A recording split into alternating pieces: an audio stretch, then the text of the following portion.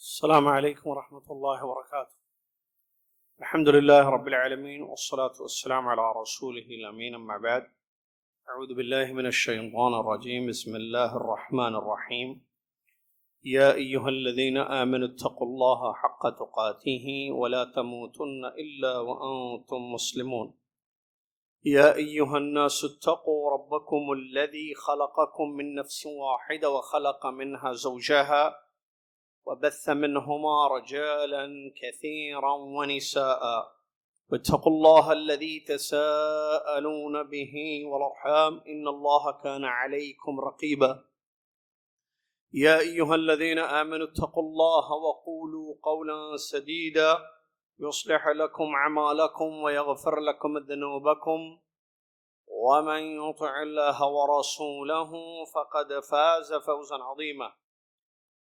باب التثبت في الحديث وحكم كتابة العلم. قال الإمام مسلم رحمه الله تعالى: حدثنا هارون بن معروف قال حدثنا به سفيان بن عيينة عن هشام عن أبيه قال: كان أبو هريرة رضي الله عنه يحدث ويقول: اسمعي يا ربة الحجرة، اسمعي يا ربة الحجرة. وعائشة رضي الله عنها تصلي، فلما قضت صلاتها قالت لعروة: ألا تسمع إلى هذا ومقالته آنفا؟ إنما كان النبي صلى الله عليه وسلم يحدث حديثا لو عده العاد لأحصاه. وقال: حدثنا هداب بن خالد الأزدي قال حدثنا همام عن زيد بن أسلم عن عطاء بن يسار عن أبي سعيد الخدري رضي الله عنه أن رسول الله صلى الله عليه وسلم قال: لا تكتبوا عني، ومن كتب عني غير القرآن فليمحه، وحدثوا عني ولا حرج، ومن كذب علي. قال همام: أحسبه قال متعمدا فليتبوأ مقعده من النار. الحديث كما قال رسول اللہ صلی اللہ علیہ وسلم.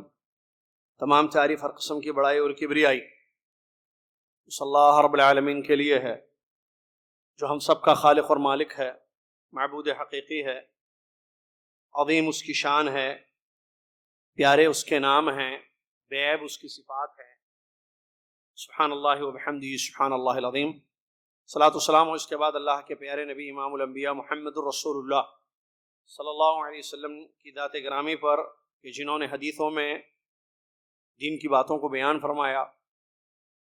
اللہم صلی علی محمد وعلی آل محمد كما صلیت علی ابراہیم وعلی آل ابراہیم انک حمید مجید. اللہم بارک علی محمد وعلی آل محمد كما بارکت علی ابراہیم وعلی آل ابراہیم انک حمید مجید.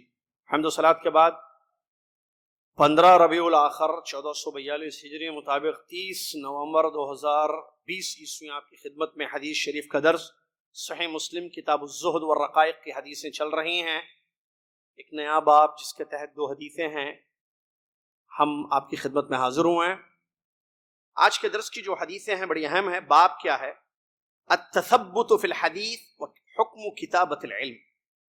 حدیث بیان کرنے میں یا لکھنے میں یا ذکر کرنے میں تحقیق ہونی چاہیے، تثبت ہونا چاہیے، اور علم کو لکھنا چاہیے. یہ ہے چیپٹر جو امام نووی رحمۃ اللہ نے باندھا ہے. حدیث بیان کرنے میں ایسا نہ ہو کہ حدیث جھوٹی ہو اور آپ بیان کر دیں. آپ کو نہیں پتا، آپ کو پتا کرنا چاہیے آپ کو بیان کرنے سے پہلے کوئی بھی حدیث میں آیا ہے، آپ کو معلوم ہے وہ حدیث صحیح، کیونکہ حدیث کی کیٹیگریز ہوتے ہیں. میں تفصیل میں نہیں جاتے ہوئے، جھوٹی حدیثیں بھی ہوتی ہیں جس کو موضوع روایتیں کہتے ہیں، من گھڑت. جیسے بادشاہ کو تیتر بٹیر کا شوق تھا، مولوی صاحب کو بادشاہ کو خوش کرنا تھا. مولوی صاحب نے کہا اور رسول اللہ صلی اللہ علیہ وسلم نے فرمایا برکت اگر ہے تو تیتر میں ہے، تیتر میں ہے، تیتر میں ہے. بادشاہ پلٹا، بادشاہ نے کہا مجھے پتا ہے ایسی کوئی حدیث نہیں ہے، تم مجھے خوش کرنے کے لیے حدیث بیان کر رہے ہو. ایسا بھی ہوا مسجد میں آتے ہیں نماز کے بعد بیٹھ جاتے, مائک پکڑتے, لوگوں کو جو ہے ایک واقعہ بیان کرتے, انٹرسٹنگ کوئی سٹوری, کوئی واقعہ, اور سند بنا ڈالتے. سند معلوم ہے نا, یہ آپ نے کس سے سنا؟ میں نے امام احمد رحمت اللہ علیہ سے سنا. امام احمد رحمت اللہ علیہ نے اپنے استاد سے سنا, انہوں نے اپنے استاد سے سنا, انہوں نے اپنے استاد سے سنا, انہوں نے ابو ہریرہ رضی اللہ عنہ سے سنا, ابو ہریرہ رضی اللہ عنہ رسول اللہ سے سنا کہ ایک گاؤں میں ایک بادشاہ رہتا تھا, اس گاؤں میں بہت سارے لوگ رہتے تھے. پھر ایک مرتبہ ایسے ہوا, وہ بادشاہ ظلم کرتا تھا, من گھڑت لوگ بڑے مزے لے کر سنتے رہے, ایسے کیسے ہوا دیکھو گاؤں میں, کیسے کیسے ہوا دیکھو. ختم ہو گیا, اپنی تھیلی لیتا, مسجد کا جیسے وہ دروازہ ہے, یہ ادھر کا دروازہ ہے, وہ جو بیان کرتا تھا نا حدیث ہے, وہاں پر اپنی چادر بچھا دیتا, ڈالو وہ دینار و درہم, بھائی میں کتنی پیاری حدیث سنا کر آپ کو جا رہا ہوں. تو لوگ خوش ہوتے, نہیں بہت زبردست واقعہ, کیا انٹرسٹنگ سٹوری تھی بھائی. تو ایسے واقعات ہوتے تھے. اچھا ایک مرتبہ ایسے ہی کوئی, اس کو بولتے قصاصین, قصے بیان کرنے والے. ایسے ہی قصہ بیان کرنے والا ایک مسجد میں بیان کر دیا. اس مسجد میں امام احمد اور یحییٰ ابن معین اور کوئی محدث ہیں, وہ بیٹھے ہوئے تھے, نماز پڑھ رہے تھے. انہوں نے کہا یہ ہم سے کب سنا بھائی, ہم تو اس کو جانتے بھی نہیں ہیں, یہ ہمارا شاگرد بھی نہیں ہے نا, ہمارے درسوں میں یہ آتا ہے. دیکھتے ہیں کیا بتاتا ہے. بتا دیا اس نے پورا واقعہ, چلے گئے. اب وہ جا کر جو ہے اپنی وہ بچھا دیا, اور لوگ پیسہ ڈالنے لگے, اور وہ پیسے ہو گئے جمع, اور اس کو پکڑ کر وہ جا رہا تھا. امام احمد رحمۃ اللہ پکڑا, کہا کہ سنو, تم نے ابھی بیان کیا کہ تم نے یہ حدیث جو ہے امام احمد سے سنی ہے, میں احمد ہوں اور یہ یحییٰ ہے, یا جو بھی نام تھا ان کا ایگزیکٹلی مجھے یاد نہیں آ رہا, بتاؤ ہم سے تم نے کب سنی ہے حدیث؟ کہا, اس نے ہنس کر کہا کہ دنیا میں ایک ہی احمد ہے. اس نے کہا دنیا میں کیا ایک ہی احمد ہے؟ تو واقعات, حدیثیں گڑھی گئیں. رافضیوں نے نبی آل بیت کی محبت میں بہت ساری حدیثیں گڑھیں, صحابہ کو ان کی ذات کو مجروح کرنے کے لیے ابو بکر عمر رضی اللہ تعالیٰ عنہما کے خلاف حدیثیں گڑھی گئیں.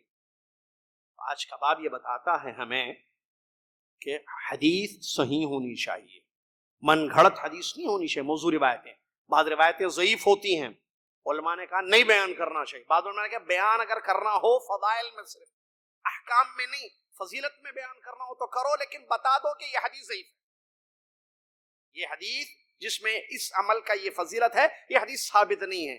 بعض علماء نے کہا نہیں بیان کرو, کیونکہ فضیلت میں بھی صحیح حدیثیں موجود ہیں. جیسے ابھی کل پرسوں جمعہ کی کلاس میں ہم نے پڑھا نا وہ حدیث, نہیں کل کے درس میں, بھائی آن لائن جو محرر کا درس تھا, اس میں وہ حدیث ہم نے پڑھی نہیں, نماز کے بعد اللہ کے نبی صلی اللہ علیہ وسلم نے فرمایا جو ہر فرض نماز کے بعد آیت الکرسی اور سورہ اخلاص پابندی کے ساتھ پڑھے گا, مسلم شریف کی حدیث, سورہ اخلاص اور آیت الکرسی پڑھے گا ہر فرض نماز کے بعد, مرتے ہی جنت میں جائے گا. فضیلت ہے بھائی, صحیح مسلم تو کافی ہے نا. علماء نے یہ کہا. بعد میں کہا اچھا ٹھیک ہے, اگر بیان کرنا ہو بیان کرو, لیکن ساتھ میں اس کا ضعف بھی بیان کر دو کہ یہ روایت موضوع ضعیف روایت ہے, اتھینٹک صحیح نہیں ہے, اس کی سند میں ضعف ہے. ٹھیک ہے, چلیے. تو یہ جو ہے ضعیف روایتیں بھی ہوتی ہیں, اسی لیے اس باب میں ابھی جو دو حدیثیں ہم پڑھیں گے, دیکھیے پہلی حدیث اور دوسری حدیث. پہلی حدیث کے جو دونوں بڑی اہم حدیثیں ہیں, سماعت فرمائیے.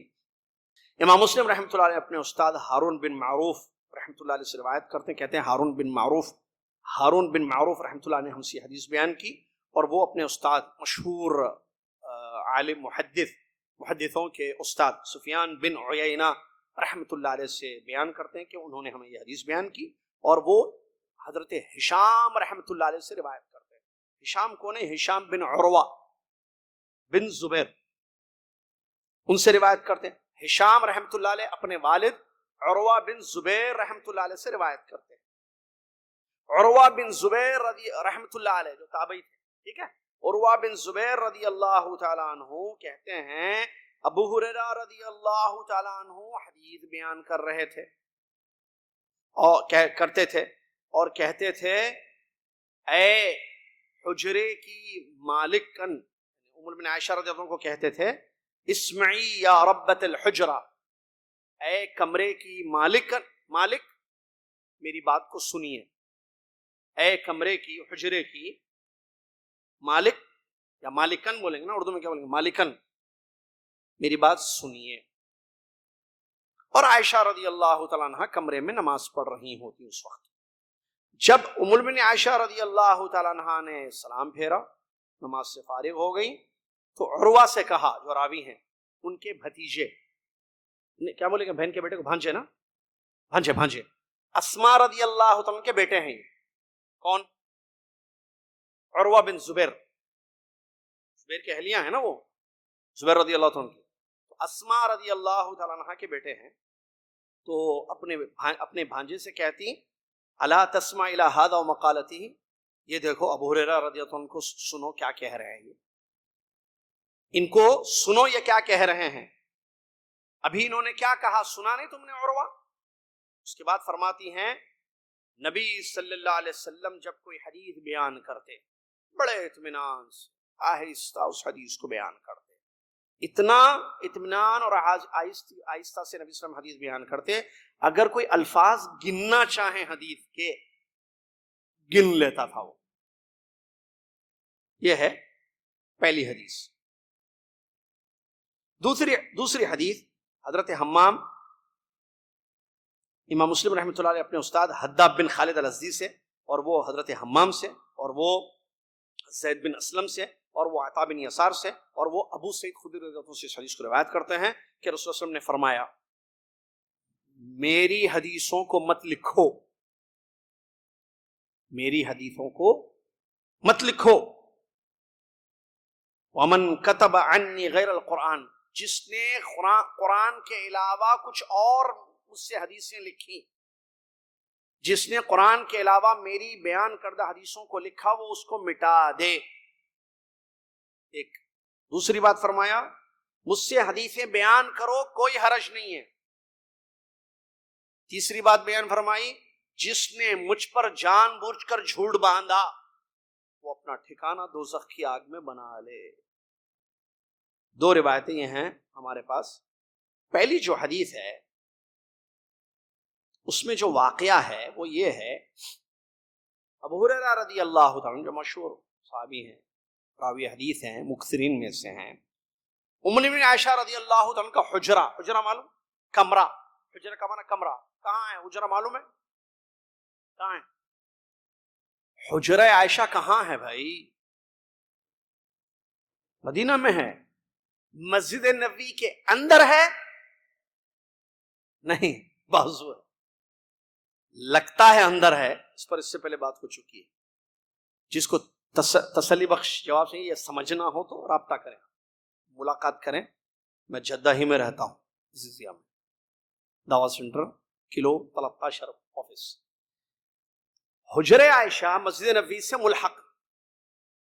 حجر عائشہ کے پاس، کمرے کے پاس ابو ہریرہ رضی اللہ عنہ گئے، جا کر وہاں جو ہے وہ حدیثیں بیان کرنا شروع کر دیا.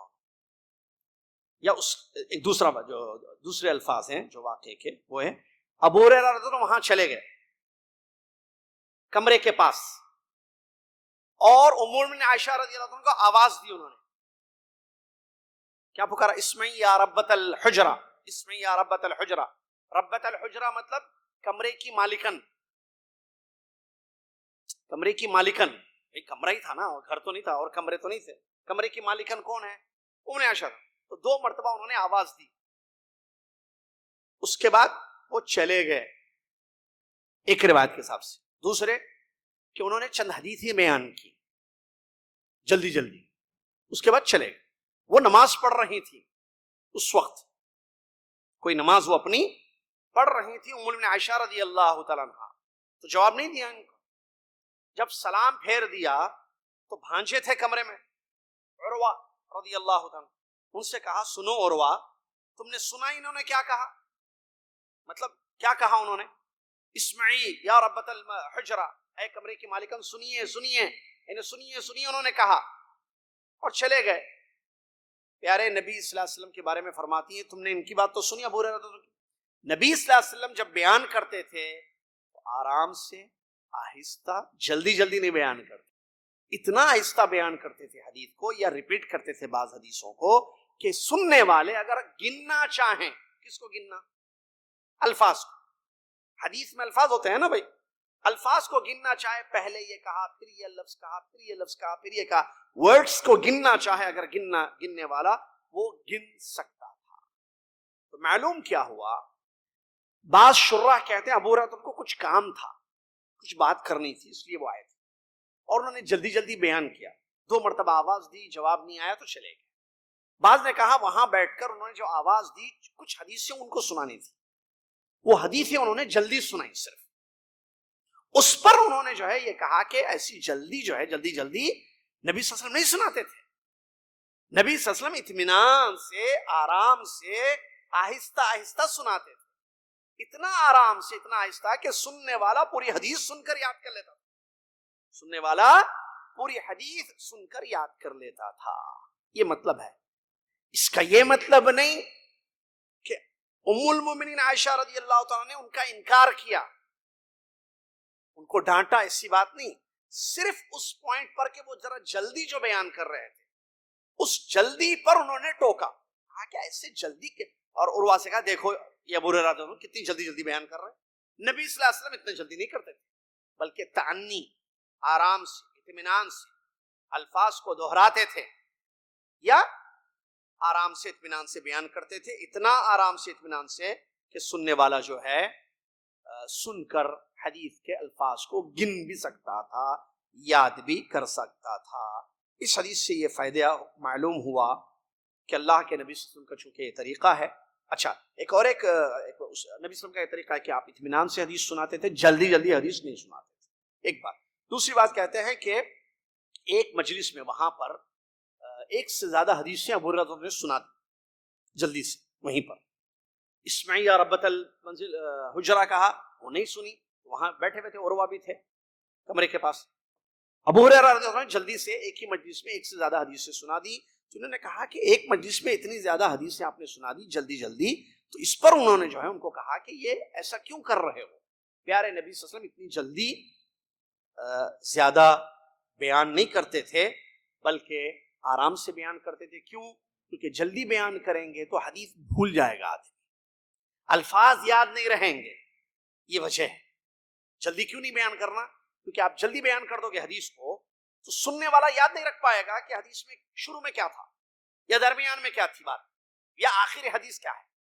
یہ مسئلہ تھا ان کا. اس حدیث میں فائدہ یہ ہے, معلم کو چاہیے, محدث کو چاہیے, استاد کو جو حدیثیں پڑھاتے ہیں ان کو چاہیے کہ سنت نبی صلی اللہ علیہ وسلم کا خیال رکھیں, نبی صلی اللہ علیہ وسلم کی سنت پر عمل کرتے ہوئے حدیثوں کو کھول کر اطمینان سے, آرام سے بیان کریں, تاکہ شاگرد جو ہے ان حدیثوں کو سن لیں اور اس پر عمل کرنا ان کے لیے آسان ہو جائے, یاد رکھنا بھی ان کے لیے آسان ہو جائے. چلیے دوسری حدیث آپ نے سنا, ابو سعید خدری رضی اللہ تعالیٰ عنہ حدیث کے راوی ہیں, کہتے ہیں کہ اللہ کے نبی صلی اللہ علیہ وسلم نے فرمایا, مجھ سے کچھ بھی مت لکھو, میں جو بیان کرتا ہوں حدیثیں مت لکھو.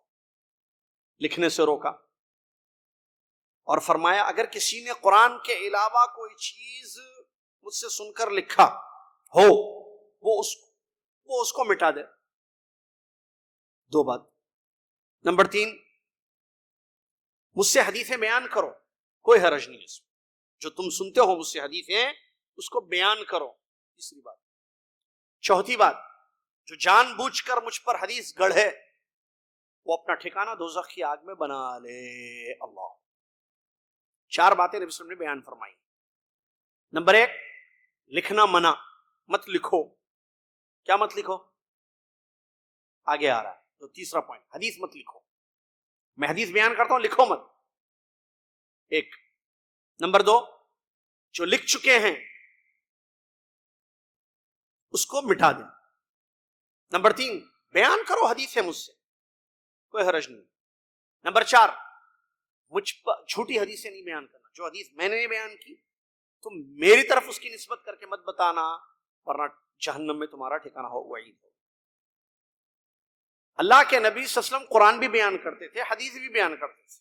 قرآن وحی ہے, حدیث بھی وحی ہے.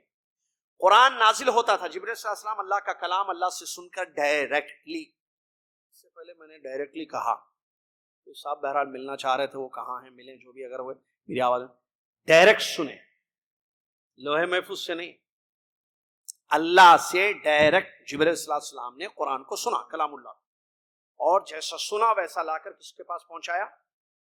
پیارے نبی محمد صلی اللہ علیہ وسلم کے پاس. یہ قرآن ہے. نبی صلی اللہ علیہ وسلم کیا کرتے تھے؟ وہ پڑھ کر سناتے تھے، جیسا کہ اللہ نے آپ کے بارے میں بیان فرمایا قرآن میں، یتلو علیہم آیاتہ. یہ نبی جو ہیں محمد صلی اللہ علیہ وسلم اللہ کی آیتیں پڑھ کر تلاوت کرتے ہیں. قرآن سناتے ہیں، قرآن سنتے تھے، لکھتے بھی تھے. حدیثیں سنتے تھے، حدیثیں کون بیان کرتے تھے؟ نبی صلی اللہ علیہ وسلم. قرآن بھی نبی صلی اللہ علیہ وسلم بیان کرتے تھے. تو نبی صلی اللہ علیہ وسلم نے اس حدیث میں کیا فرمایا؟ جنہوں نے قرآن کے علاوہ مجھ سے سنی، میں قرآن بھی بیان کر رہا ہوں، حدیث بھی بیان کر رہا ہوں، جنہوں نے قرآن کے علاوہ مجھ سے حدیثیں لکھی سن کر، میں پہلے کہا کہ مت لکھو، اگر لکھ چکے ہو تو مٹا دو، اس کا مطلب نہیں لکھنا. اس حدیث سے یہ بات معلوم ہو رہی ہے، نہیں لکھنا حدیث. قرآن لکھنے کی اجازت، حدیث لکھنے کی اجازت نہیں. بیان حدیثیں کرو مجھ سے، لیکن جھوٹی حدیثیں نہیں، ورنہ ٹھکانہ دوزخ کی آگ. کیا اس کا مطلب یہ ہے کہ حدیث لکھنا منع ہے؟ حدیث لکھنا منع ہے تو حدیث کی کتابیں جو بھری پڑی ہیں اس کا کیا مطلب ہے؟ چلیے میں اور بتاتا ہوں، بات اور کلیئر ہو. فتح مکہ کے موقع پر نبی صلی اللہ علیہ وسلم نے خطبہ دیا، کئی باتیں بیان کی فتح مکہ کے موقع پر. نبی صلی اللہ علیہ وسلم فتح مکہ، بخاری کی مسلم کی حدیث سنیے، نبی صلی اللہ علیہ وسلم نے خطبہ دیا فتح مکہ کے موقع پر اور کچھ باتیں بیان فرمائیں. خطبہ ختم ہو گیا. یمن کا ایک آدمی جس کا نام تھا ابو شاہ، کیا نام تھا؟ ابو شاہ. اس نے نبی صلی اللہ علیہ وسلم سے درخواست کی کہ ابھی جو آپ نے خطبہ دیا، جو آپ نے تعلیمات دی، حدیثیں بیان کیا آپ نے، میں چاہتا ہوں کہ مجھے یہ لکھ کر دی جائیں تاکہ میں یمن جا کر یہ دکھاؤں لوگوں کو. تو پیارے نبی صلی اللہ علیہ وسلم نے ان کی ابو شاہ کی درخواست پر فرمایا صحابہ سے، اکتبوا لابی شاہ، ابو شاہ کے لیے حدیث جو میں نے ابھی بیان کی اس کو لکھ کر دو. یہ حدیث کہاں ہے؟ بخاری مسلم میں. اس کے علاوہ اور بھی بعض صحابہ کو، عمرو بن حزم تقریباً رضی اللہ عنہ، ان کو اللہ کے رسول نے اجازت دی حدیثیں لکھنے کی. تو اللہ کے نبی صلی اللہ علیہ وسلم کے زمانے میں حدیثیں لکھی گئیں، خود آپ نے ابو شاہ کے لیے لکھنے کی اجازت دی. اور اس کے علاوہ نبی علیہ الصلوۃ والسلام نے عبداللہ بن عمرو بن عاص کو اجازت دی تھی کہ حدیث لکھو.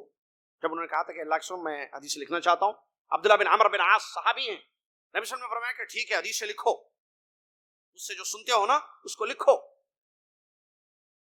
آپ نے حکم دیا، کیونکہ انہوں نے یہ کہا کہ میں آپ کی حدیث سے لکھتا ہوں تو مکہ کے مشرکین کہتے ہیں واقع ایسے ہے کہ نبی محمد صلی اللہ علیہ وسلم کی باتوں کو تم لکھتے ہو، وہ انسان ہے، انسان غلط بھی بول سکتا ہے، کچھ تم غلط لکھ لو گے. تو اللہ کے رسول نے فرمایا کہ لکھو، میرے منہ سے حق ہی نکلتا ہے، میرے منہ سے غلط بیانی نہیں نکلتی. پیارے نبی صلی اللہ علیہ وسلم نے اپنے مرض الموت میں، یاد ہوگا آپ کو واقعہ، اگر آپ نے سنا ہو اہل علم سے، اگر آپ اہل علم کو سنتے ہیں تو کہ اہل علم ہی کو سننا چاہیے. تو اللہ کے نبی صلی اللہ علیہ وسلم نے ایک پیپر منگایا تھا اور قلم منگایا تھا اور کہا کہ میں وصیت لکھنا چاہتا ہوں. حدیث، وصیت حدیث ہے، تاکہ میرے بعد جو ہے اختلافات نہ ہوں. لیکن یہ اور بات ہے کہ وہ اس پر عمل نہیں ہوا، یہ اللہ تعالیٰ کی حکمت تھی. لیکن آپ نے طلب کیا تھا اور آپ نے جو ہے لکھنے کا کہا تھا، ٹھیک ہے. اس سے بھی معلوم ہوا کہ نبی صلی اللہ علیہ وسلم کی اجازت ہے لکھنے کی. اسی طریقے سے علی رضی اللہ عنہ کے پاس کتاب تھی ایک حدیث کی، جس میں دیت وغیرہ کے مسائل ہوتے ہیں، وہ ساری باتیں اس میں تھی لکھی ہوئی، جس کو طلب کیا گیا تھا بعد میں. نبی علیہ الصلوۃ والسلام کے حکم سے عمرو بن حزم، تھوڑی دیر پہلے بیان کیا تھا ان کا نام، انہوں نے بھی حدیث لکھی تھی. ابو بکر صدیق رضی اللہ تعالیٰ عنہ نے بھی جو ہے لکھنے کا حکم دیا تھا. تو یہ تمام روایتوں سے معلوم ہو رہا ہے کہ حدیث تو لکھی گئی، بھائی خود اللہ کے نبی صلی اللہ علیہ وسلم نے اجازت دی ہے لکھنے کی، صحابہ نے حدیثیں لکھی ہیں. تو پھر ابھی جو حدیث ہم پڑھ رہے ہیں اس میں جو نبی علیہ الصلوۃ والسلام نے منع فرمایا مت لکھو حدیث، اور اگر کسی نے لکھا اس کو وہ کیا کرے؟ مٹا دے قرآن کے سوا، اس کا جواب دیتے ہیں علماء۔ حافظ ابن حجر رحمۃ اللہ علیہ فرماتے ہیں دراصل یہ حدیث کا مطلب یہ ہے کہ شروع میں جب قرآن اترتا تھا اور حدیثیں بیان بھی کی جاتی تھی تو لکھا جاتا تھا، تو نبی علیہ الصلوۃ والسلام نے حدیث لکھنے سے شروع میں منع کر دیا۔ کیوں؟ تاکہ قرآن حدیث مکس نہ ہو جائیں، پتہ نہ چلے کہ یہ جو بات ہے یہ حدیث کی بات ہے یا قرآن کی بات ہے، ملتبس نہ ہو جائے، سمجھ میں آ رہا نا، مکس نہ ہو جائیں چیز۔ شروع میں منع کیا نبی صلی اللہ علیہ وسلم، بعد میں اس کی اجازت دے دی۔ ایک بات۔ دوسرا کہتے ہیں، دوسرا قول کہ نبی صلی اللہ علیہ وسلم نے جو منع کیا اور اجازت بھی دی، اس کا مطلب کیا ہے؟ جو منع ہے ایک پیپر پہ ایک ہی جگہ قرآن بھی حدیث بھی ایک ساتھ مت لکھو، یہ منع ہے۔ منع لکھنے قرآن کے، جو جس نے قرآن کے علاوہ مجھ سے کچھ لکھا تو وہ مٹا دے، جبکہ آپ نے اجازت بھی دی ہے، تو علیحدہ علیحدہ تاکہ خلط ملط نہ ہو جائیں دونوں چیزیں۔ یہ بعض علماء نے یہ بھی کہا ہے پہلے منع تھا حدیثیں لکھنا، بعد میں یہ حکم منسوخ سمجھتے ہیں کیا؟ کینسل۔ شریعت میں بعض چیزیں شروع میں تھیں بعد میں کینسل کر دی گئی۔ مثال دے سکتے ہیں کوئی؟ ایک آرڈر پہلے تھا بعد میں کینسل ہو گیا، کوئی بھی مثال دیجیے، دیکھیں گے۔ قبلہ، ٹھیک ہے، اور وراثت، کیا وراثت؟ شاباش۔ وراثت میں یہ تھا کہ مرنے والا مرنے سے پہلے وارثوں کے لیے لکھے جائے کس کو کتنا ملنا، پہلے تھا بعد میں کینسل، لیکن لوگ کینسل نہیں، ابھی بھی چل رہا، لکھتے ہیں، لکھ کے دیتے ہیں، بیٹے کو اتنا، بیٹی کو اتنا، بیٹے کو اتنا، بیٹی کو اتنا، بیوی کو اتنا، میاں کو اتنا، جو بھی ہے۔ شروع میں حکم تھا کہ مرنے والا مرنے سے پہلے اپنے وارثوں کے لیے لکھ کے مرے، بعد میں یہ کینسل ہو گیا۔ وہ کیسے؟ رسول اللہ صلی اللہ علیہ وسلم نے فرمایا اللہ نے ہر حقدار کو اس کا حق دے دیا ہے، قرآن فلا وصیت لوارث، وارث کے لیے کوئی وصیت نہیں۔ لیکن خیر یہ کہ افسوس کے ساتھ کہنا پڑتا ہے، یہ ایک ایسا مسئلہ ہے جس کو سمجھتے نہیں ہیں لوگ۔ نہیں کیا نہیں، ہمارے بعد بچوں میں اختلافات نہیں ہونا، ہمارے بعد بچے آپس میں لڑنا نہیں، وکیل آؤ تو سائن، نوٹری، کیا بولتے اس کو، سٹیمپس، حکومت فلاں فلاں گورنمنٹ سٹیمپس، مقامات، اپنے مرضی سے چچا چاچا جو چاہے اسے لکھ کے چلے۔ بیٹی نہیں، بیٹی کے شادی میں اتنا دیا تھا، اس کو 1 لاکھ دو، اس کو 5 لاکھ دو، اس کو 10 لاکھ دو، اس کو 3 لاکھ دو۔ خالہ کا گھر ہے، خالامہ کی جائیداد ہے، شریعت ہے بھائی، مذاق ہے۔ آپ کون بانٹنے والے؟ اللہ نے بانٹ دیا ہے، اللہ کو زیادہ معلوم ہے رشتے، یا آپ کو زیادہ معلوم ہے؟ کتنے گھر ہیں؟ اگر دنیا میں 100 مسلمانوں کے گھر ہیں، میری انفارمیشن کے حساب سے 98 گھر میں یہی پرابلم ہے، مرنے سے پہلے لکھ کے چلے جاتے، وصیت کر کے جاتے، باقاعدہ پورے پکے کاغذات بنا کے جاتے، من مانی اس میں۔ بعض لوگ اللہ ہدایت دے اپنی بیٹیوں کو محروم کر کے بھی چلے جاتے ہیں۔ اللہ نے بانٹا ہے بھائی، آپ کون بانٹیں گے؟ پھر کیا کرنا؟ کچھ نہیں کرنا۔ کیا کرنا؟ جائیداد کا کچھ نہیں کرنا۔ جائیداد معلوم ہے، جائیداد یہ ہے، یہ پلاٹس ہیں، یہ فلیٹس ہیں، یہ دکانیں ہیں، یہ گاڑیاں ہیں، یہ فلاں ہیں۔ کرنا کیا پھر؟ کیا کرنا؟ بچوں کو بولنا اللہ سے ڈرو، ہمارے جانے کے بعد اللہ سے ڈر کے شریعت کے حساب سے قرآن میں جیسے بانٹا گیا ویسے بانٹنا۔ گفٹ بل کے بھی دیکھے چلے آتے والوں، گفٹ میں الگ مسئلہ ہے، وراثت الگ مسئلہ ہے۔ کسی نے مجھ سے کہا تھا بہت پہلے کہ اس پر جو ہے کوئی دروس ہونا چاہیے، میں بیان کروں گا انشاءاللہ، ابھی موضوع نہیں ہے ہمارا وہ۔ یہ بہت باریک مسئلہ ہے، بہت اہم مسئلہ ہے، جس پر لوگ عام طور پر توجہ نہیں دیتے ہیں۔ گڑبڑ ہو گئے۔ میرے پاس جدہ میں انڈیا کے بعض فیملیز، حیدرآباد کے فیملیز کے ایسے کیسز آئے ہیں، مرنے والے کئی سال پہلے غلط وصیت کر کے چلے گئے، شریعت کے خلاف ہوا مسئلہ، اس کو بیٹھ کر دوبارہ جو ہے معاملے کو ٹھیک کیا گیا۔ اس میں کئی دکانیں چلی گئی. ان کو 2 آنا تھا, ان کو 10 چلے گئے. حامد کو جو ہے 10 دکانیں آنی تھی, ان کو 25 دکانیں چلی گئی. بیٹی کو کچھ آنا تھا, بیچاری کو کچھ بھی نہیں ملا, حامد بھائی کی بہن کو, مثال کے طور پر. سب بہت غلط. چلیے یہ موضوع الگ ہے بتائیں. تو اللہ کے نبی سے یہ بھی مثال ہے. تو بعض علماء نے کہا کہ وہ یہ حدیث منسوخ ہے, کہ پہلے منع تھا, جیسا کہ نبی صلی اللہ علیہ وسلم نے پہلے منع کیا قبرستان کی زیارت مت کرو, ہے نا, منع کی, بعد میں آپ نے اجازت دے دی کہ نہیں کرو, ایسے ہوتا ہے. تو یہ ایک بات علماء نے بیان کی. ٹھیک ہے, چلیے اس حدیث کے بارے میں علماء نے ایک پیاری بات, یہ بھی ایک اور ایک قول ہے وہ بھی بیان کر دوں. امام خطیب بغدادی رحمۃ اللہ علیہ کہتے ہیں کہ اللہ کے نبی صلی اللہ علیہ وسلم نے اس حدیث میں جو منع کیا کہ مجھ سے حدیث مت لکھو, اور بعض حدیثوں میں اجازت دی, تو اس وجہ سے اختلاف ہوا. بعض نے کہا کہ منع ہے نہیں لکھنا حدیث, بعض نے کہا کہ نہیں اجازت ہے لکھنا. لیکن جب معاملے کو دیکھا گیا, حدیثوں کو جمع کیا گیا, صحیح فہم ہوا, صحیح سمجھا گیا کہ نہیں بھائی قرآن سے مکس نہ ہو جائے اس لیے منع کیا گیا, یا ایک ہی جگہ لکھنا دونوں چیزوں کو اس لیے منع کیا گیا, یا منسوخ. یہ حدیثیں بات کی ہیں, چنانچہ صحابہ نے اس پر عمل بھی کیا ہے, خلفاء نے اپنے دور میں عمل کیا ہے اس پر, حدیثیں باقاعدہ لکھی گئی ہیں. تو پھر اس پر اتفاق ہو گیا علماء کا, اور وہی چیز آج تک چل رہی جا رہی ہے, قیامت تک چلے گی.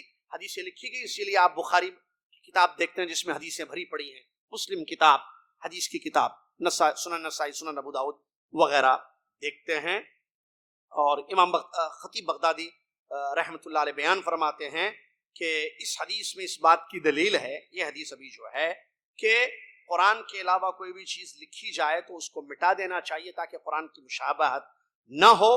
لیکن بعد میں جب یہ ڈر ختم ہو گیا, مشابہت ہونے والا, مکس ہونے والا, یہ ڈر ختم ہو گیا, باقاعدہ قرآن کو یاد کر لیا گیا, قرآن محفوظ ہو گیا شروع سے, اور ضرورت پڑی کہ حدیثوں کو لکھنا تاکہ پتہ چلے, تو پھر حدیثوں کو لکھا گیا. اور خود اللہ کے نبی صلی اللہ علیہ وسلم نے چونکہ اپنی زندگی میں بھی اس کی اجازت دے دی تھی, جیسے کہ اس کی تائید میں وہ روایات نقل کرتے ہیں, جیسے نبی صلی اللہ علیہ وسلم نے ابو شاہ کے لیے حدیث لکھنے کی حکم دیا, جو میں نے تھوڑی دیر پہلے بتایا تھا نا, ابو شاہ کو, یمن کے آدمی کو, جو خطبے میں جو اس نے حدیثیں سنی تھی. تو عبداللہ بن عمرو بن عاص کو لکھنے کا حکم نبی علیہ السلام نے دیا, حدیثیں. اسی طریقے سے مرض الموت میں نبی علیہ السلام نے طلب کیا تھا کہ میں لکھ دوں, مجھے جو ہے لکھنے کے لیے وہ پین اور جو ہے کاپی یا پرچہ لائیں تاکہ لکھیں. اور بھی صحابہ رضی اللہ عنہم اجمعین حدیثیں لکھتے تھے, یہ بھی ثابت ہے. یہ تمام چیزیں اس بات کی دلیل ہیں. اجماع ہوا علماء کا کہ نہیں, سبب ختم ہو گیا جس کا ڈر تھا کہ دو مکس نہ ہو جائیں. جب سبب ختم ہو گیا تو اسی صورت میں باقاعدہ وہ لکھا جائے گا. اور ایسے ہوتا ہے جب سبب ختم ہو جائے تو وہ چیز بھی ختم. صحابہ کا اجماع ہے اس پر, صحابہ نے حدیثیں لکھی ہیں. جیسا کہ تراویح والا جو مسئلہ ہے نا, نبی علیہ السلام جماعت کے ساتھ تراویح جو ہے پورا مہینہ تو نہیں پڑھائے, ایک رات نکلے پڑھائے, 2 رات 3 رات, اس کے بعد چھوڑ دیے. صحابہ نے کہا کہ کیا بات ہے, ہم تو انتظار کر رہے تھے آپ کا. تو اللہ کے رسول نے کیا فرمایا, مجھے ڈر ہے کہ تمہارا جذبہ دے کر اللہ اس کو تم پر فرض نہ کر دے. تو پورے مہینے تو نہیں پڑھائے. عمر ابن خطاب رضی اللہ عنہ نے جب دیکھا کہ لوگ بغیر جماعت کے تنہا پڑھ رہے ہیں تو انہوں نے جماعت کے ساتھ باقاعدہ جو ہے تراویح کا اہتمام کر دیا, جو آج تک چلی آ رہی ہے. کیوں؟ سبب ختم ہو گیا جس کا ڈر تھا فرض ہونے کا. فرض کب ہوتی چیز؟ جب نبی علیہ السلام کی حیات طیبہ ہوتی, جب آپ صلی اللہ علیہ وسلم دنیا سے چلے گئے, دین کمپلیٹ ہو گیا, تو پھر فرض ہونے کا ڈر ختم ہو گیا. تو ایسی صورت میں جو ہے پھر اللہ کے نبی صلی اللہ علیہ وسلم کی سنت کو سمجھ کر خلیفہ دوم عمر ابن خطاب رضی اللہ عنہ نے جو ہے اس پر عمل کرنا شروع کر دیا. اور تو یہ خلاصہ تھا اس کا. اس حدیث میں سخت وعید آئی ہے. اس حدیث میں بیان کرنے کی اجازت دی آپ نے, حدیثوا عنی ولا حرج, اس سے حدیثیں بیان کرو, کوئی حرج نہیں ہے. تم نے حدیث سنی ہے, تم حدیث کو سمجھے ہو, بیان کرو, لکھو, پڑھاؤ, بیان کرو. حدیث بیان کرنا خیر ہے, نیکی ہے, کیونکہ عمل حدیث پر ہوگا نہ کہ جو ہے انسان کی رائے پر عمل ہوگا. اور نبی صلی اللہ علیہ وسلم اس حدیث میں جو آخری پوائنٹ کی بات ہے, وعید سنائیے سخت, من کذب علی متعمدا فلیتبوأ مقعدہ من النار, جو مجھ پر حدیث گڑھے وہ اپنا ٹھکانہ دوزخ کی آگ میں بنا لے. کیا مطلب؟ اگر وہ کہے کہ رسول اللہ صلی اللہ علیہ وسلم نے فرمایا جبکہ اس کو نہیں معلوم رسول نے فرمایا, یا میں نے نہیں کہا اور وہ کہتا ہے کہ میں نے کہا ہے, سمجھ رہے بات کو؟ حدیث گھڑنے کا مطلب آدمی کہتا ہے، امتی کہتا ہے کہ رسول نے فرمایا، جبکہ رسول صلی اللہ علیہ وسلم نے نہیں فرمایا، تو یہ حدیث کڑنا ہو گیا، لہٰذا وہ اپنا ٹھکانہ دوزخ کی آگ میں بنا دے. کیوں؟ کیونکہ اگر وہ یہ کہتا ہے کہ رسول اللہ صلی اللہ علیہ وسلم نے کہا، دیکھو جھوٹ ہے یہ، اور جھوٹ ایک عام آدمی کے بارے میں جھوٹ بولنا اور رسول اللہ صلی اللہ علیہ وسلم کے بارے میں جھوٹ بولنا بہت بڑا فرق ہے. کیا فرق ہے؟ اچھا دونوں حرام ہیں. کیا میں یہ کہہ سکتا ہوں کہ حامد نے یہ کہا ہے؟ حامد نے نہیں کہا، اور میں کہہ رہا ہوں میں نے خود سنا ہے حامد کو یہ کہتے ہوئے. حامد سے ہاں بھائی وہ یاسر صاحب کہہ رہے ہیں کہ آپ نے کہا. میں کب بولا؟ میں نے نہیں کہا. تو میں نے جھوٹ بولا حامد کے بارے میں. تو یہ حرام ہے یا حلال ہے؟ حرام ہے، گناہ ہے. نقصان بھی ہوتا ہے اس سے. لوگ سمجھیں گے صحیح بول رہا، حالانکہ حامد نے نہیں کہا ہے. جس سے کافی نقصان ہوتا ہے. شریعت نے جھوٹ کو حرام قرار دیا. چلیے، عام آدمی کے بارے میں جھوٹ بولنا نقصان ہے، حرام ہے. رسول اللہ صلی اللہ علیہ وسلم کے بارے میں جھوٹ بولنا مطلب دین کہا جاتا ہے. It is a then, it's دین، شریعت ہے وہاں. رسول اللہ صلی اللہ علیہ وسلم نے فرمایا، اس کا مطلب آپ نے رسول اللہ علیہ وسلم کے بارے میں جھوٹ بولا. اور یہ جھوٹ کہاں تک جائے گی؟ بات خالی یہاں ختم نہیں ہو رہی ہے اور آگے بڑھی ہے. رسول اللہ صلی اللہ علیہ وسلم نے بیان کیا، آپ نے کہا، جبکہ رسول اللہ نے بیان نہیں کیا. حدیث ہے، آپ نے کہا، جبکہ حدیث نہیں ہے. آپ کہتے ہو حدیث میں ہے. حدیث واٹس اپ کرتے ہو، آپ اپلوڈ کرتے ہو، جبکہ وہ حدیث نہیں ہے. تو آپ نے جھوٹ بولا ہے رسول اللہ کے بارے میں. اور رسول اللہ صلی اللہ علیہ وسلم تک بات نہیں، اللہ کے بارے میں بھی آپ نے جھوٹ بولا ہے. اللہ کے بارے میں کیسے؟ کیونکہ رسول اللہ صلی اللہ علیہ وسلم وہی کہتے ہیں جو اللہ نے کہا ہے. وما ينطق عن الهوى ان هو الا وحي یوحى. نبی صلی اللہ علیہ وسلم اپنی خواہش سے نہیں کہتے، جو وحی ہوتی ہے وہی بیان کرتے ہیں. تو اگر آپ یہ کہتے ہو کہ رسول اللہ صلی اللہ علیہ وسلم نے فرمایا حالانکہ نہیں فرمایا، تو اس کا مطلب اللہ تک بات جا رہی ہے. یعنی آپ نے رسول اللہ صلی اللہ علیہ وسلم پر بھی جھوٹ باندھا، اللہ پر بھی جھوٹ باندھا، اور یہ دین کا معاملہ ہے. یہ اب لوگ اس کو دین سمجھ کر عمل کرتے جائیں گے اور ایک غلط چیز دین میں داخل ہو جائے گی. اسی لیے سختی کی گئی اس معاملے. یہ سخت وعید ہے. اور بھی ایسی کئی حدیثیں ہیں جہاں نبی صلی اللہ علیہ وسلم نے سختی کے ساتھ اپنی امت کو منع کیا کہ حدیثیں مت بیان کرو، جھوٹی حدیث، من گھڑت باتیں. اب آئیے آج کیا کتنی حدیثیں آپ کے کانٹیکس میں، آپ نے کتنی حدیثیں اب تک بھیج دی؟ آپ کو معلوم ہے وہ حدیث جو آپ بھیج رہے ہو، سینڈ کر رہے ہو، صحیح ہے وہ حدیث؟ پوچھا کسی عالم سے آپ نے؟ اب اس کا کیا ہے مجھے نہیں معلوم ہے. اپنے واٹس ایپ چیک کر لیجیے. اب تک نہیں ڈرے تو اب تو ڈریے اللہ سے. نمبر 1، بخاری کی ساری حدیثیں صحیح. نمبر 2، مسلم کی ساری حدیثیں صحیح. نمبر 3، ابو داؤد، ترمذی، نسائی، ابن ماجہ، صحیح بھی حدیث ہے، ضعیف بھی حدیث. صرف ابو داؤد بولنے سے کچھ نہیں ہوتا ہے. عامر بھائی جانتے ہیں نا، ان کا بیٹا عمار، وہ لوگ IY کے نام سے، انفارمیٹیو یارڈ کے نام سے چھوٹی چھوٹی کلپس بنا رہے ہیں. آج بھی دعوت سینٹر میں نے ہمارے مدیر کو بتایا، بڑے ہمارے مدیر بہت خوش ہوئے. بہت اچھا. وہ لوگ اپلوڈ کرنے سے پہلے مجھ سے چیک کرواتے ہیں حدیثوں. ایک مرتبہ حدیث آئی تھی، ابو داؤد لکھا گیا تھا صرف بریکٹ میں نے ان سے کہا تھا کہ صرف ابو داؤد نہیں لکھو، کیونکہ ابو داؤد میں ضعیف بھی ہے. میں نے چیک کیا، پھر صحیح. تو ابو داؤد کے ساتھ آپ سلیش مار کے آگے لکھو صحیح، یعنی ابو داؤد کی یہ صحیح حدیث ہے، کیونکہ ابو داؤد میں ضعیف بھی حدیث ہے. سمجھ رہے نا بات کو؟ تو اتھینٹسٹی بہت ضروری ہے بھائی. آپ اور میں تحقیق کریں کہ ہم جو حدیث بیان کر رہے ہیں وہ صحیح ہیں. لیکن لوگوں کے پاس عجیب مسئلہ ہے بھائی، آ گیا تو آگے پہنچا دیا جاتا. کسی نے مجھ تک حدیث بھیج دی، میں دیکھتا رسول نے فرمایا. ہماری جو ہے پھپھیری بہن ہے، اللہ ان کو جزائے خیر دے، بڑی عمر کی ہے میری پھپھیری بہن. انہوں نے مجھ سے کہا تھا، یاسر مجھے بات سمجھ میں نہیں آتی، رسول اللہ صلی اللہ علیہ وسلم کا نام لے کر لوگ کیسی ہمت کرتے ہیں جھوٹ بولنے کا؟ کرتے ہیں بھائی. کئی من گھڑت روایتیں موجود ہیں رسول اللہ کا نام لے کر. میں آپ کو ایک سناؤں پیارے. ارے حدیث میں ہے اگر علم حاصل کرنا ہو تو چائنا جاؤ، اگر علم حاصل کرنا ہو چائنا جانا پڑے تو چائنا بھی جاؤ. سنے نہیں سنے آپ؟ یہ حدیث میں ہے. یہ کون سی حدیث میں؟ کہاں ہے؟ پڑھے آپ؟ بخاری میں نہیں، مسلم میں نہیں ہے. یہ حدیث موضوع روایت. اور ایک موضوع روایت، میرے صحابہ ستاروں کے مانند رسول صلی اللہ علیہ وسلم نے فرمایا. بھائی سنے ہی نہیں سنے؟ شاید بھائی سنے؟ ہاں احمد بھائی خان صاحب سنے 3-4 لوگ سنے، 2 لوگ نہیں سنے، کوئی فرق نہیں پڑتا ہے. میں نے سنا ہے.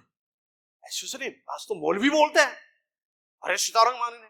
ارے کیسے ستاروں کے مانند ہے بھائی؟ یہ حدیث ہے، من گھڑت روایت نہیں ہے صحیح. لہٰذا یہ حدیث ہمیں بتاتی ہے کہ ہم تحقیق کریں. آپ کے پاس کوئی حدیث آئے تو فارورڈ مت کریں آپ فوراً. انگلی کاٹنے کے بارے میں کہ وہ حدیث سے جمع علی رضی اللہ عنہ کی طرف منسوب تو کئی ضعیف روایتیں میں آپ کو بتا دوں. علی رضی اللہ عنہ کی طرف منسوب کئی ضعیف روایتیں. حضرت علی نے فرمایا، حضرت علی نے فرمایا، کہاں فرمایا؟ حضرت علی سے کس نے سنا رضی اللہ تعالیٰ؟ حدیث کی کون سی کتاب میں یہ حدیث؟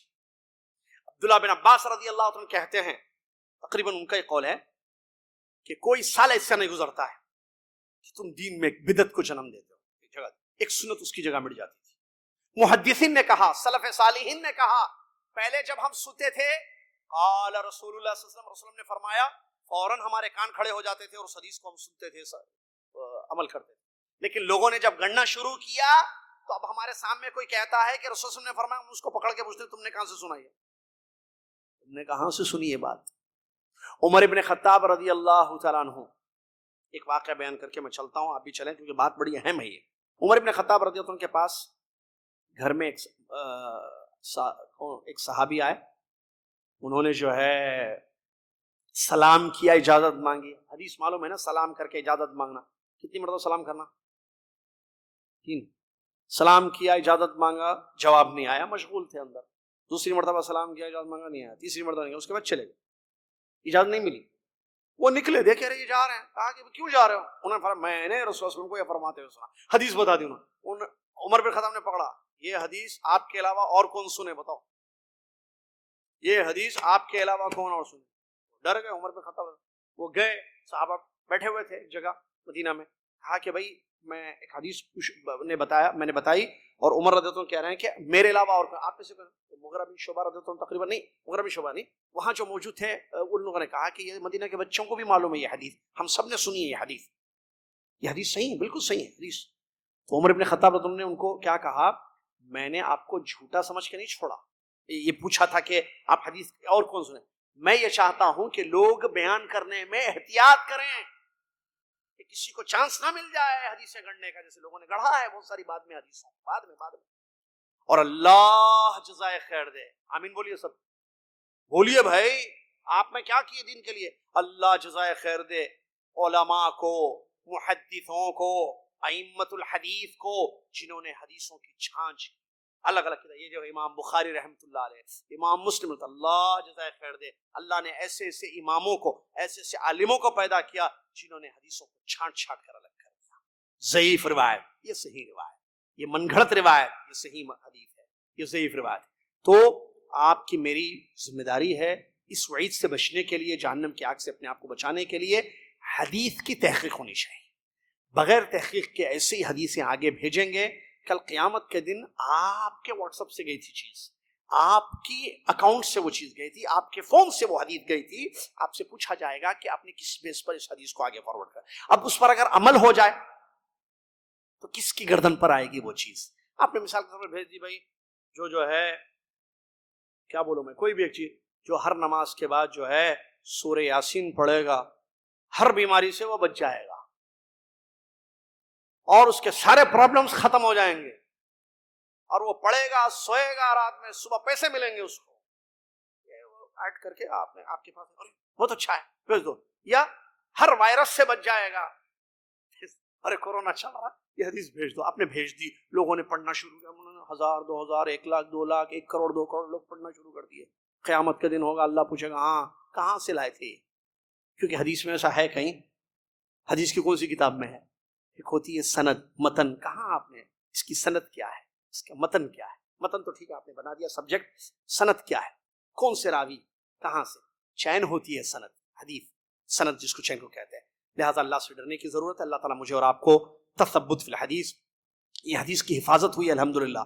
آج کوئی بھی بیان کر دینا تو آنکھ بند کر کے لوگ نہیں مان لیں گے. عوام الگ مت، میں عالم علماء اللہ الحمدللہ موجود ہیں دنیا میں، نہیں مر گئے بھی الحمدللہ موجود ہے. فوراً کہا جائے گا یہ فلاں حدیث جو انہوں نے لکھی ہے صحیح نہیں ہے حدیث. فوراً علماء تک جائے گی حدیث، فوراً اس پر جو ہے قلم اٹھایا جائے اور لکھا جائے اور بیان کیا جائے گا. یہ اللہ نے اپنے نبی صلی اللہ علیہ وسلم کی حدیثوں کی حفاظت کی الحمدللہ. محدثین پیدا کیے، محدث. کیونکہ سلف میں سے کسی کا واقعہ ہے، ایک حدیثوں کو گڑنے والے نے کہا تھا کہ اس کو پکڑ کر جو ہے بادشاہ نے حکم دیا کہ اس کی گردن مار دو، اس نے جو ہے یہ حدیث سے گھڑتا ہے، جھوٹی حدیث سے بیان کرتا ہے. تو اس نے بادشاہ سے کہا مجھے تو مار دو گے تو میں تو مر جاؤں گا، لیکن وہ لاکھوں حدیثیں جو میں نے لوگوں میں پھیلا دی ہیں جھوٹی حدیثیں، اس کا کیا کرو گے بادشاہ؟ تو بادشاہ نے کیا جواب دیا؟ اللہ تعالیٰ ایسے عالموں کو پیدا کرے گا جو چھاٹ چھاٹ کر بیان کریں گے کہ یہ حدیث ضعیف ہے، یہ حدیث جھوٹی حدیث ہے، یہ سچی حدیث نہیں ہے۔ الحمدللہ اللہ نے ویسے کیا، علماء ہیں الحمدللہ، علماء آئے تھے جنہوں نے یہ کام کیا، اللہ ان سب کو جزائے خیر عطا فرمائے۔ انہوں نے جو حدیث کی خدمت کی، بہت عظیم حدیث کی خدمت ہے، اللہ عز و جل ان سب کو جزائے خیر عطا فرمائے۔ اللہ ہم سب کو توفیق دے کہ ہم پیارے نبی اسلام کی پیاری پیاری احادیث کے بارے میں تحقیق سے کام لیں، صحیح روایتوں کو یاد رکھیں، اس پر عمل کریں اور اس کو پھیلائیں، ضعیف یا من گھڑت روایتوں کو، جھوٹی حدیثوں کو نہ پھیلائیں۔ اللہ مجھے اور آپ کو اس کی توفیق عطا فرمائے، آمین۔ اگلے درس حدیث میں اصحاب اخدود کا، جادوگر کا ایک بڑا اہم واقعہ صحیح سند سے، صحیح مسلم کی حدیث سے آپ کے سامنے پیش آ رہا ہے۔ بہت انٹرسٹنگ واقعہ، تھوڑی دیر پہلے میں نے بتایا نا، واقعہ سچا واقعہ، ایک حدیث کا، ایک بچے کا واقعہ، جادوگر کا واقعہ، اصحاب الاخدود کا واقعہ صحیح حدیث کی روشنی میں اگلے درس حدیث میں آ رہا ہے۔ آتے رہیں، صحیح حدیث کو سنتے رہیں، سمجھتے رہیں اور اس پر عمل کریں۔ اللہ ہم سب کو اس کی توفیق دے، آمین۔ وآخر دعوانا رب العالمین، والسلام علیکم ورحمۃ اللہ وبرکاتہ۔ کفارۃ المجلس پڑھ لیں، سبحانک اللہم وبحمدک، اشہد ان لا الہ الا انت، استغفرک واتوب الیک۔